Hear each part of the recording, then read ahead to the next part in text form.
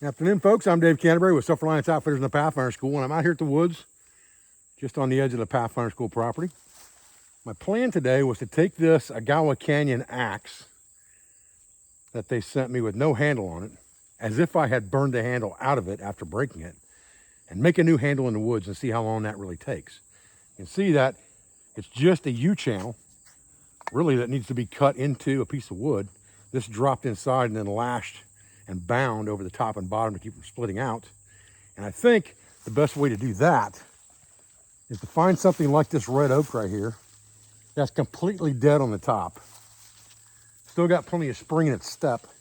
Cut it down fairly low to the ground, just to the point where this axe head will fit into it. Let it be rooted into the ground as a vise to cut that channel. Then cut it off at the bottom and trim the handle down to the diameter I want it, knowing it's going to get larger at the bottom than it is where I'm putting the axe head. So let's get started with that project. All right, so looking at this, this is just about the right size right here at this first joint. And I've got about 16, 18 inches below that. Again, this tree is already dead anyway, and it is a red oak, which makes good construction wood. It's got nice long fibers in it. So I'm going to take this thing and I'm going to cut it off with my silky saw right here at that spot, and again leave it in the ground. All right, now we'll get that out of our way, and we're left with this piece here to work with. Now I've got my silky saw, I have the axe head itself, I have a roll of 36 bank line. I can cut a mallet off the other piece of that tree if I need to with my saw, and I have my belt knife and SAK. All right, so measuring this, I got plenty of room on both sides to cut a channel in here to drop this axe head into and lash it on there, and then cut it off for a handle after the fact. So that is where we're going to start. We're going to look at this piece and see kind of which way it's leaning. It looks like it's actually leaning back a little bit. Curvature of it goes a little bit this way.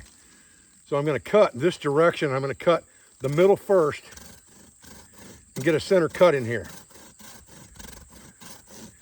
And you can see it's still vibrating a little bit, but it's not horrible bad. We'll get this cut done and we'll figure out what we're going to do next.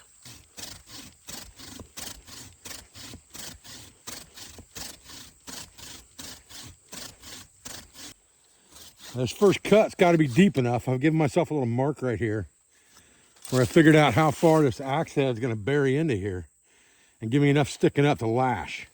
And I put a little mark on here in the bark with my saw. It's about right here.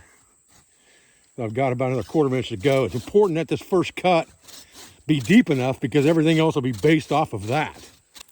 Okay, I've started my second cut here, which is just about a quarter of an inch over from that cut, because we don't need much thickness here.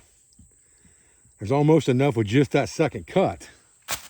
We should be able to shave on the inside of the other one and get what we need, but we'll lash it down here to make sure it doesn't split out. 2 cuts should probably get the job done.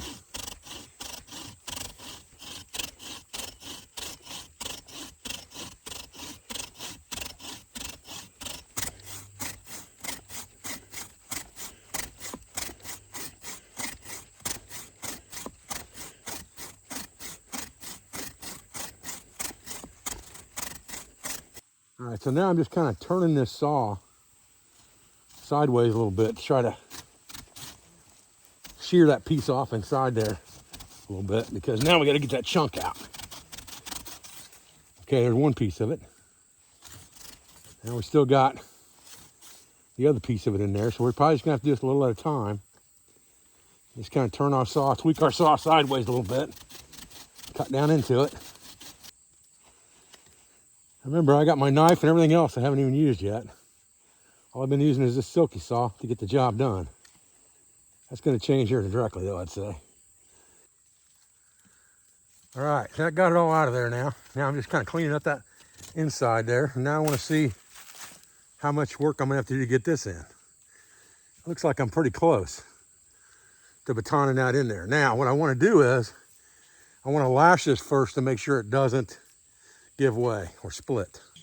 All right, so we're gonna start with a timber hitch on here and start down lower than we need to wrap it. And just crank this dude down tight on there.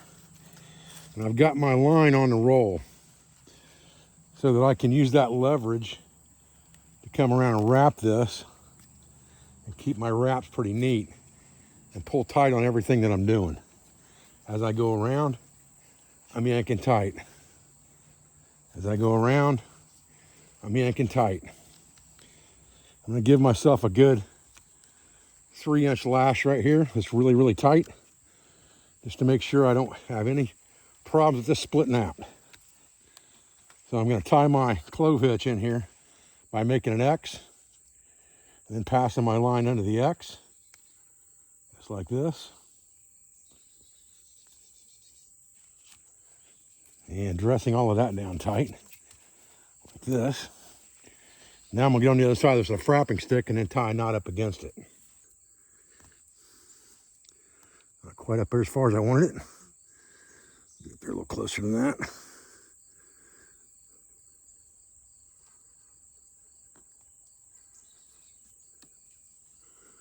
There we go. Okay. Now, moment of truth here.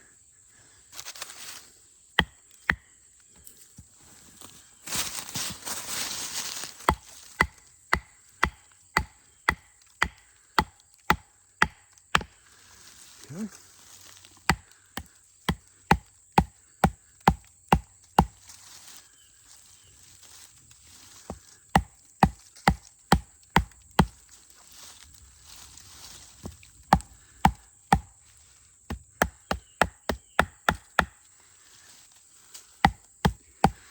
Get that damn near tight on those lashings if I can.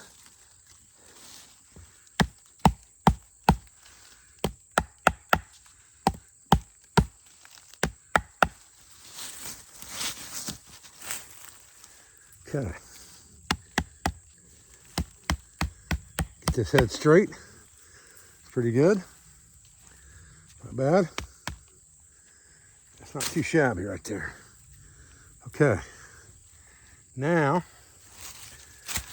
let's see if we can get another lash on here and crank this bad boy into place.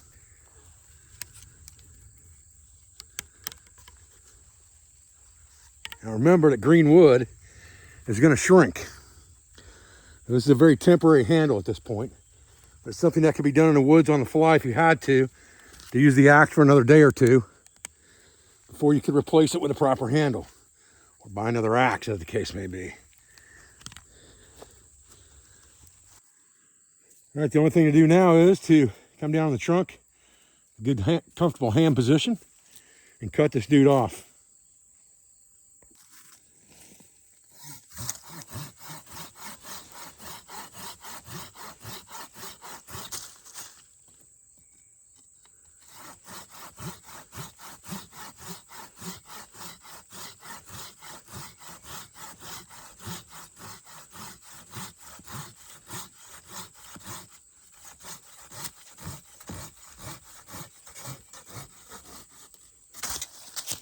There we go. One hatchet. Now we can trim the handle down more comfortable for our hand. And we got something we can swing again. All right, now we got this back at camp. We can shave this handle down some and give ourselves a little bit less of a chunk to hang on to before we start swinging on something here with it.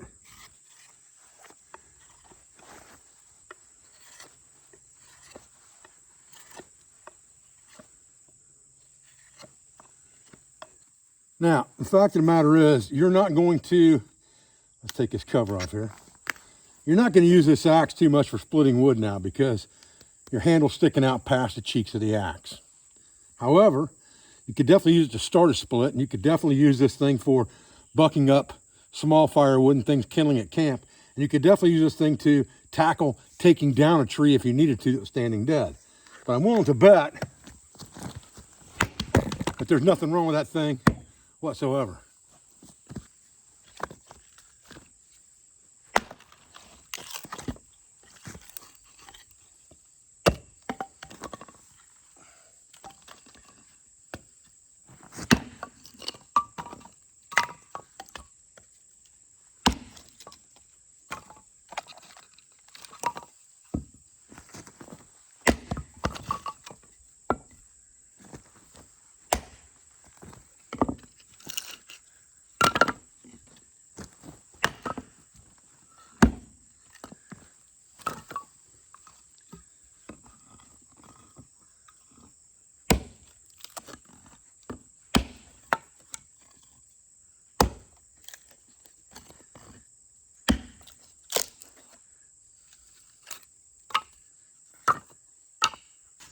All right, guys, listen, I appreciate you joining me out here today for this video on how to quickly replace the axe handle on an Agawa Canyon axe were you to break it for some reason in the field, which I have a lot of confidence you would never be able to do in the first place. However, remember that that is a temporary situation. Quick and dirty, took about 35 minutes to get the job done, and you have something that's usable again temporarily until you can repair or replace, and that's what's important. I appreciate your views. I appreciate your support. I thank you for everything you do for our school, for our family, and for our business, for all our sponsors, instructors, affiliates, and friends. And I'll be back to another video, guys, as soon as I can. Thanks.